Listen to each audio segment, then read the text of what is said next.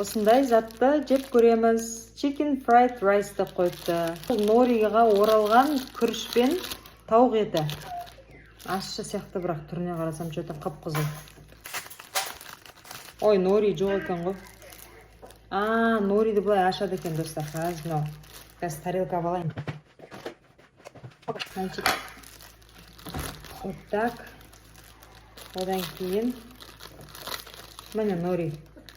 Ашамыз пакетін. Балдырлар ғой.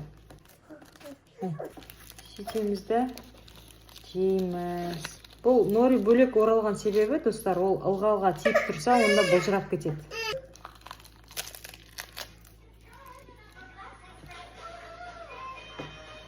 Осы сықырлап тұру керек, естіңіздер ғой, а?